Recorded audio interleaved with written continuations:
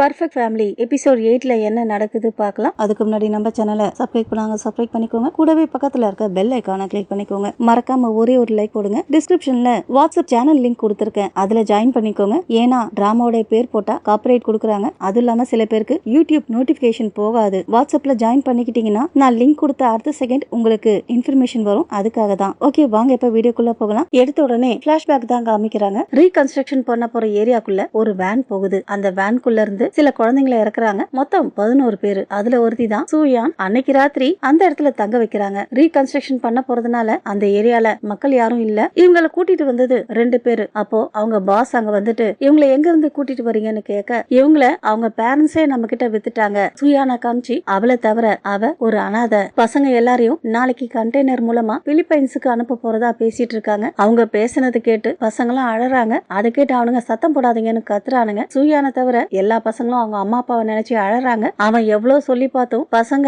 அழுகிய நிறுத்ததா இல்ல. அதனால அவன் கதவை மூடிட்டு போயிடுறான். அழுது ஓஞ்சி போய் பசங்க தூங்கிட்டு இருக்க விடிய காலையிலே வந்து எழுப்பி கூட்டிட்டு போறாங்க. பசங்களை ஒவ்வொருத்தரா ட்ரக்ல ஏத்திட்டு இருக்க அப்ப அவங்க பாஸ் ஓடி வந்து போலீஸ் வந்துட்டு இருக்காங்க, சீக்கிரமா ஏத்துங்கன்னு சொல்ல உடனே இவங்க 2 பேரும் பசங்களை வேகமா வேன்குள்ள ஏத்த அந்த சந்தர்ப்பத்தை யூஸ் பண்ணி சூயான் வேன் கடியில போய் ஒளிஞ்சுக்கிறா. பசங்க எல்லாரையும் வேன்ல ஏத்தி முடிக்க போலீஸ்காரங்க வருது. வந்தவங்க பாஸ பாத்துட்டு இந்த நேரத்துல இங்க என்ன பண்றீங்கன்னு விசாரிக்க, அதுக்கு பாஸ் இந்த இடத்துல இருந்து நிறைய பொருள் திருடு போகுது, அதனாலதான் நாங்க காவலுக்கு இருக்கோம்னு சொல்ல போலீஸ்காரங்களும் அந்த இடத்த பார்த்துட்டு எல்லாம் நார்மலா தான் இருக்கு, சந்தேகப்படுற மாதிரி எதுவும் இல்லைன்னு சொல்லிட்டு கிளம்பிடுறாங்க. போலீஸ்கார் போனதுக்கு அப்புறம் 2 பேர்ல ஒருத்தன் சூயான் ஒளிஞ்சிட்டு இருக்கத பாத்துறான். உடனே இன்னொருத்தன் கிட்ட சிக்னல் பண்ண அவனும் சத்தம் போடாம வேனுக்கு அந்த பக்கம் போக அவன் போறதுக்குள்ள சூயான் அங்கிருந்து தப்பிச்சு ஓடிடுறா. அவ ஓடினதை பாத்துடுறாங்க. உடனே 3 பேரும் அவளை துரத்துக்கிட்டே போக இன்னும் பொழுது விடியல இல்லையா, ரோட்ல மட்டும் தான் லைட் எரிஞ்சிட்டு இருக்கு, மத்தபடி மத்த இடம்லாம் இருட்டாதான் இருக்கு. அதனால சூயான் ஓடி போய் ஒரு இடத்துல ஒளிஞ்சுக்கிறா. 2 பேரு வேற பக்கமா ஓடிட பின்னாடி வந்த பாஸ் சூயானை பார்த்து அவளை பிடிச்சிடறான். சூயான் அவன் கைய கடிச்சு விட்டுட்டு அங்கிருந்து மறுபடியும் ஓடிடுறா. பட் பாஸ் விடுறதா இல்ல, அவளை சேஸ் பண்ணிக்கிட்டே போய் ஒரு இடத்துல லாக் பண்ணிடுறான். சூயான் என்கிட்ட வராதன்னு சொல்றா. சின்ன குழந்தை தானே,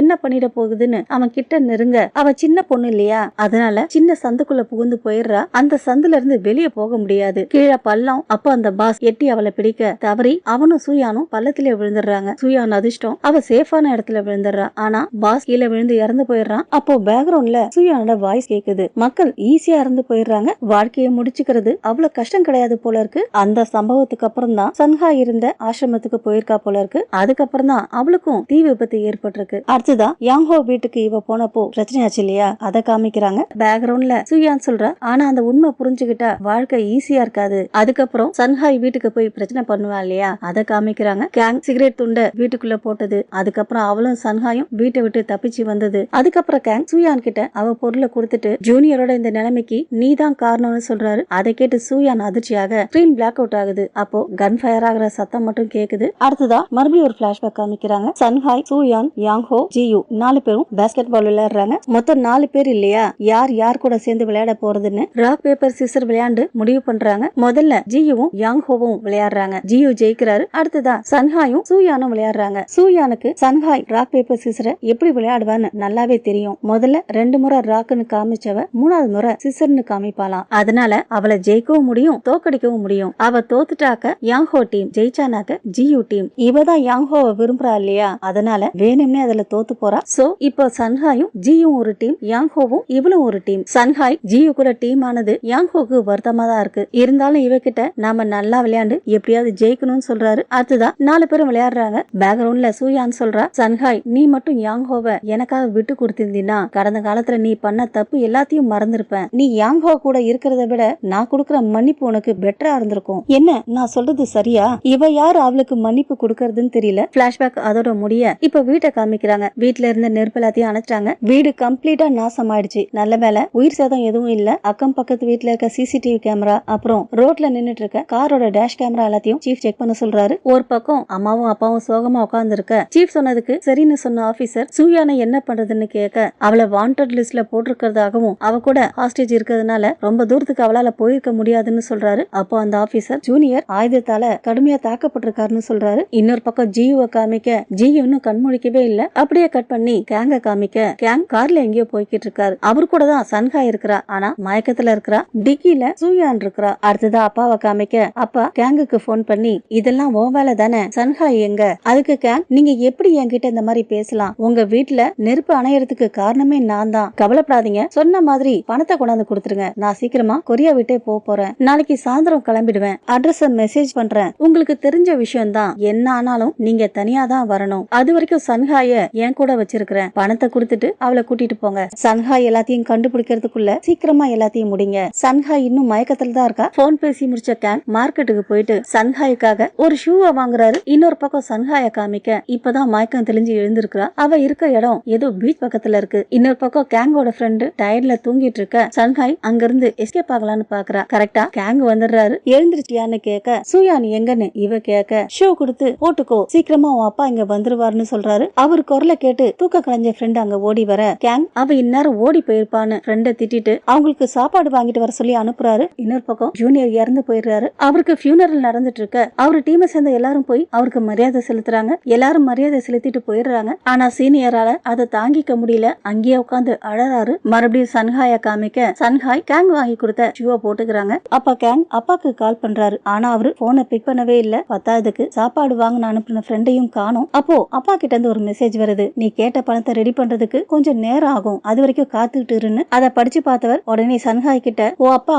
உன்னை கை விட்டுட்டாருன்னு சொல்ல அதுக்கு அவ சூயான் உயிரோட இருக்கிறாளா, எங்க இருக்கிறா, உன் அம்மா அப்பா பண்ணி கொடுத்த சத்தியத்தை அவங்க காப்பாத்தல, எனக்கு வேற வழி தெரியல, அதனால நீ தான் எனக்கு உதவி பண்ணணும், நான் பண்ண மாட்டேன்னு சன்ஹாய் சொல்ல நீ எனக்கு உதவி பண்ணினா சூயான் பத்திரமா இருப்பா, நான் அவளை ஏதாவது பண்றதும் பண்ணாததும் உன் கையில தான் இருக்கு, உன்னை வளர்த்த உன்னோட பேரண்ட்ஸ் முகமுடியோட தான் வாழ்ந்துட்டு இருக்காங்கன்னு உனக்கு தெரியும். இன்னொரு பக்கம் சீனியரை காமிக்க சீனியர் ஸ்மோக் பண்ணிட்டு இருக்காரு. அவருக்கு ஒரு லைட்டர் கிஃப்டா வந்துச்சு இல்லையா, அத ஜூனியர் தான் கிஃப்ட் பண்ணிருக்காரு. லைட்டரை பார்த்து வருத்தப்பட்ட சீனியர் ஸ்மோக் பண்ணாம அதையே பார்த்துட்டு உட்கார்ந்து இருக்க அங்க அம்மாவும் அப்பா வராங்க. அப்ப அப்பா சீனியர் கிட்ட கொஞ்சம் பேசணும்னு சொல்றாரு. திரும்பங்க சன்ஹாய காமிக்க அப்ப கேங் சொல்றாரு நீ என்ன தெரிஞ்சுக்க நினைக்கிறேன்னு எனக்கு தெரியும், என்ன நடந்துச்சுன்னு நான் உனக்கு சொல்றேன். யாங்கோ இறப்புக்கு யார் காரணம், அவங்க வீட்டுல வச்ச நெருப்புக்கு யார் காரணம், சூயான யார் என்ன பண்ண பார்த்தாங்க, எல்லாத்தையும் சொல்றேன். திரும்ப இங்க அம்மா அப்பா சீனியரை காமிக்க 3 பேரும் ஒரு ரெஸ்டாரண்ட்ல உட்கார்ந்து இருக்காங்க. அப்ப சீனியர் நாங்க சன்ஹாய எப்படியாவது கண்டுபிடிச்சிருவோம், சூயான வாண்டட் லிஸ்ட்ல போட்டு பப்ளிக்கா அறிவிக்க போறோம், அவளுக்கு கூட்டாளி இருப்பாங்களோன்னு சந்தேகமா இருக்கு,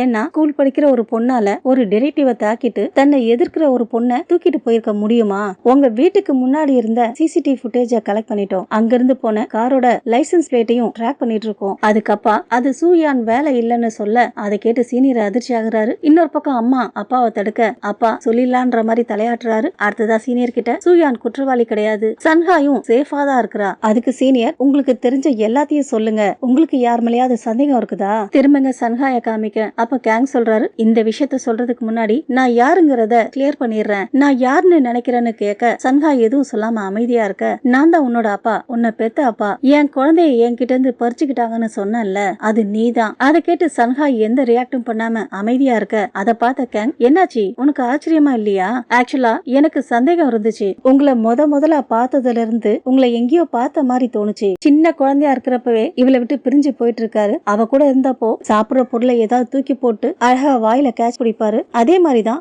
முறையா 2 பேரும் ரெஸ்டாரண்ட்ல மீட் பண்ணப்போ பண்ணிருப்பாரு. அதை பார்த்த உடனே சன்ஹாய்க்கு சந்தேகம் இன்னும் ஜாஸ்தியா இருக்கும். அதை பத்தி இவர்கிட்ட சொல்ல அதை கேட்ட கேங் அப்படியா, அவங்க உன்னை ஆர்ஃபனேஜ்ல கண்டுபிடிச்சு வேணும்னே தான் தத்தெடுத்திருக்காங்க, ஏன்னா நீ என் பொண்ணு, என்ன சொல்றீங்க, உன்னோட வளர்ப்பு அம்மா அப்பாவோட பையன் இறந்ததுக்கு அவங்க தான் காரணம், அந்த பழிய என் மேல போட பார்த்தாங்க, அந்த உண்மை வெளியே வந்துருமோன்னு பயப்படுறாங்க, என் வாய மூணுன்றதுக்காக தான் உன்னை தத்தெடுத்து பிணைய கைதி மாதிரி வச்சிருக்காங்க, அவங்க சொல்றத நான் செய்யலனா உன்னை ஏதாவது பண்ணிடுவாங்க, ஆனா சன்ஹாய் அதை நம்ப மாட்டேங்கிறா, உன்னோட வளர்ப்பு அம்மா அப்பா எப்படிப்பட்டவங்கன்னு நான் உனக்கு சொல்றேன் சொன்ன அவரு பிளாஷ்பேக் சொல்றாரு. சன்ஹாய சின்ன வயசுல விட்டுட்டு போனார் இல்லையா, அதுக்கப்புறம் ஜெயிலுக்கு போயிருக்காரு, அதுக்கு காரணம் அம்மா அப்பான்னு சொல்றாரு. ரொம்ப வருஷம் தண்டனை அனுபவிச்சுட்டு இப்பதான் ரீசெண்டா ரிலீஸ் ஆகியிருக்கிறாரு. ரிலீஸ் ஆன உடனே நேரா அவர் ஃப்ரெண்ட போய் பாக்குறாரு. அவரு ஒரு டிடெக்டிவ் ஏஜென்சியை வச்சிருக்காரு, அது வேற யாரும் கிடையாது, இவ்வளவு நேரமா இவரு கூட ஒருத்தர் இருந்தார் இல்லையா அவருதான். அப்ப கேங் அவர்கிட்ட என் பொண்ணை பாக்கணும், கண்டுபிடிக்கிறதுக்கு உதவி பண்ணுன்னு சொல்ல அவரும் கண்டிப்பா பண்றேன்னு சொல்றாரு. அதுக்கப்புறம் தான் சன்ஹாய் எங்க இருக்கான்னு கண்டுபிடிச்சு அவளை பாக்கலான்னு வீட்டுக்கு போயிருக்காரு. ஆனா அவளை பாக்குறது அவரு நினைச்ச மாதிரி அவ்வளவு சாதாரண விஷயமா இல்ல, ஏன்னா வீட்டுக்கு போனதுக்கு அப்புறம் தான் சன்ஹாய யார் தத்தெடுத்திருக்காங்கன்னு தெரிஞ்சிருக்கு. அப்போ கேட்டை திறக்க உடனே ஓடி போய் மறைஞ்சிருந்து பாக்குறாரு. சன்ஹாய் தான் வெளியே வர, அவ பின்னாடியே அப்பா வர பார்த்து இன்னும் அதிர்ச்சி ஆகுறாரு. 2 பேரும் பேசிக்கிட்டே கேரேஜுக்கு போறாங்க. அப்ப அம்மா சன்ஹாய்க்காக லஞ்ச் எடுத்துட்டு வந்து கொடுக்க அம்மாவை பார்த்தவர் இன்னும் கடுப்பாகிறாரு. அன்னையில இருந்து சன்ஹாய அவங்க கிட்ட இருந்து பிரிச்சு கூட்டிட்டு போறதுக்கு உண்டான சரியான நேரத்துக்காக காத்துட்டு இருக்காரு. அப்பதான் அப்பதான் ஒரு நாள் சன்ஹாயும் சூயானும் பேசிக்கிட்டே ரோட்ல நடந்து வந்திருப்பாங்க. அப்போ சன்ஹாய் சூயான டின்னருக்கு வீட்டுக்கு வர சொல்ல இன்னைக்கு வர முடியாதுன்னு சொல்லிட்டு அவ கிளம்பிடுறா. அதனால சன்ஹாயும் வீட்டுக்கு போயிடுறா. மறைஞ்சிருந்து கேங்கு இதை பாத்துக்கிட்டே இருப்பாரு. போன சன்ஹாய் சூயா நோட்டு அவகிட்ட இருந்ததுனால உடனே ரிட்டர்ன் வரா. கேங்கும் அவளை ஃபாலோ பண்ணிக்கிட்டே போறாரு. அதுக்கப்புறம் தான் இந்த சூயான் யாங்கோ வீட்டுக்கு போய் கலாட்டா பண்ணதெல்லாம் கேங்கும் அதே இடத்துலதான் இருந்திருக்காரு. என்ன நடந்துச்சுன்னு நோட் பண்ணிருக்காரு. சூயான் கத்துனது, அதுக்கப்புறம் சன்ஹாய் உள்ள போனது, பின்னாடியே இவரு உள்ள போயிருந்தா கூட சம்பவத்தை நடக்காம தடுத்திருக்கலாம். பட் இவரு போகல, வெளியவே காத்துட்டு இருந்திருக்காரு. இருட்டினதுக்கு அப்புறம் சூயான் தான் யாங்கோ வீட்டுல இருந்து முதல்ல வெளியே போயிருக்கா. அதுக்கப்புறம் தான் சன்ஹாய் வெளியே வந்திருக்கா.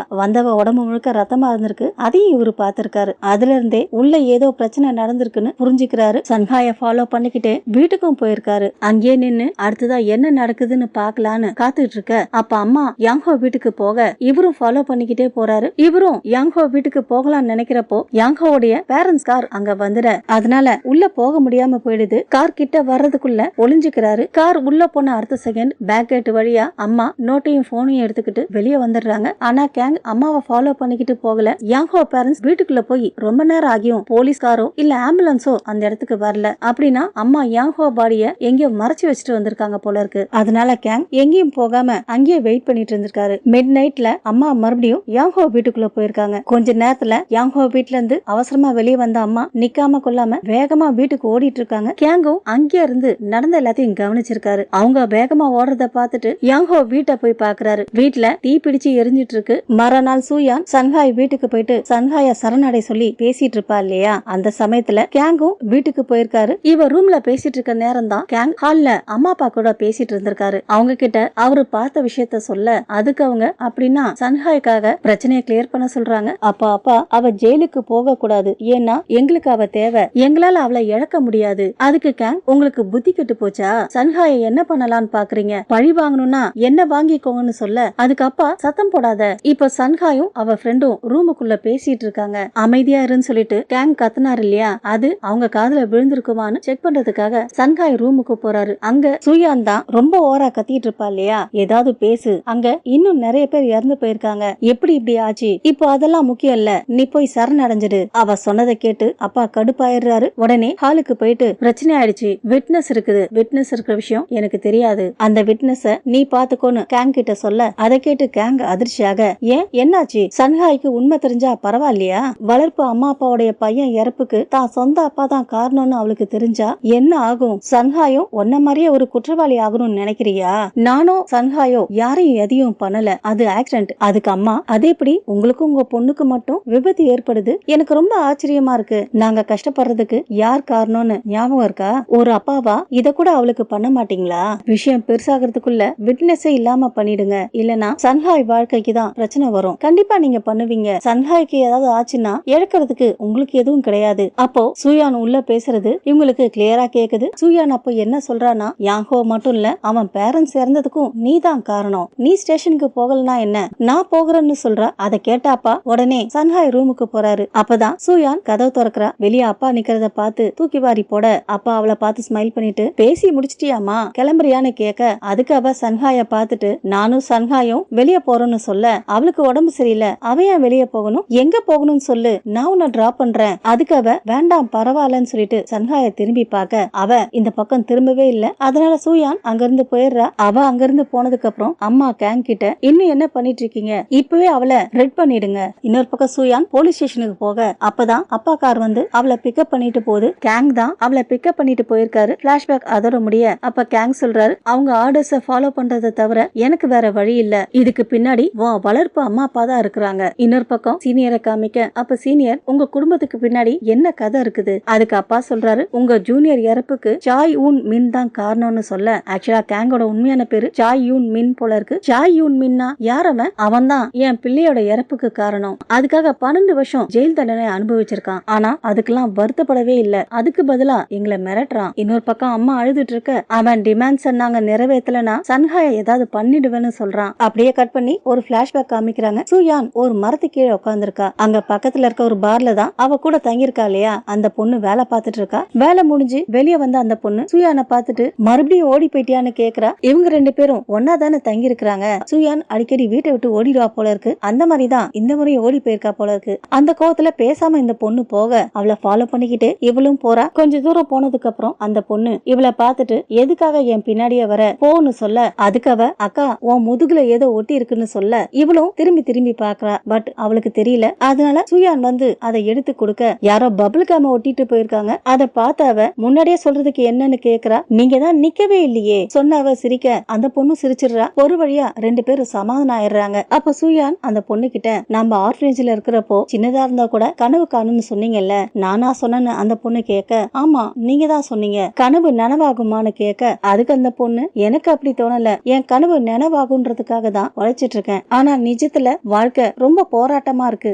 யாரோ ஒருத்தர் பேரை சொல்லி அவங்கள மாதிரி ஆகணும்னு நினைச்சேன். அவங்க ஜேஜு ஐலாண்ட்ல பிசினஸ் பண்ணி பெரிய ஆளாகி ரொம்ப கஷ்டப்படுறவங்களுக்கு எல்லாம் உதவி பண்ணாங்க. அவங்க நல்ல குணத்துக்கு ராஜாவும் கிடைச்சாரு. நானும் அவங்கள மாதிரி தான் ஆகணும்னு நினைச்சேன். அவங்கள பத்தி சொல்லி முடிச்ச அந்த பொண்ணு, நாமளும் சந்தோஷமா வாழலாம், நம்ம கனவு நிஜமாகதோ இல்லையோ வாடுற வரைக்கும் வருத்தப்படாம சந்தோஷமா வாழலாம். மறுநாள் ஸ்கூல் முடிஞ்சு இவ வீட்டுக்கு போக அதே சமயத்துலதான் சங்காயும் ஜியும் ஸ்கூல் முடிச்சிட்டு வீட்டுக்கு போறாங்க. ரெண்டு பேரும் சந்தோஷமா பேசிக்கிட்டே நடந்து போக ஒரு இடத்துல அவங்கள இவ கிராஸ் பண்ணி போறா. சன்ஹாய பார்த்த உடனே இவளுக்கு அடையாளம் தெரிஞ்சிருது. சன்ஹாய் ஜியு கூட பேசிட்டு போனதுனால இவளை கவனிக்கல. உடனே அவங்கள ஃபாலோ பண்ணிக்கிட்டு போறா. ஒரு இடத்துல சன்ஹாயும் ஜியும் நின்னு பேசிட்டு இருக்க கொஞ்சம் தள்ளி இருந்து அவங்க ரெண்டு பேரும் என்ன யூனிஃபார்ம் போட்டிருக்காங்கன்னு சுயான் நோட் பண்ணிக்கிறா. பேசி முடிச்சிட்டு ஜியு அங்க இருந்து போயிட இவ பேசலான்னு கிட்ட போறா. அதுக்குள்ள அப்பா கார் அங்க வந்துருது. உடனே சன்ஹாய் அப்பா கார்ல ஏறி போயிடுறா. அடுத்தது ஆன்லைன்ல சன்ஹாய் போட்டிருந்த யூனிஃபார்ம் எந்த ஸ்கூல் இதுன்னு கண்டுபிடிக்கிறா. அது பணக்கார பசங்க படிக்கிற ஸ்கூல்னு தெரிஞ்ச உடனே பேராசை வந்துருது. அதோட தான் இந்த எபிசோட் முடிஞ்சிருக்கு. ஓகே ஃப்ரெண்ட்ஸ், இந்த வீடியோ உங்களுக்கு பிடிச்சிருந்தா நம்ம சேனலை லைக் பண்ணுங்க, ஷேர் பண்ணுங்க. தேங்க்ஸ் ஃபார் வாட்சிங்.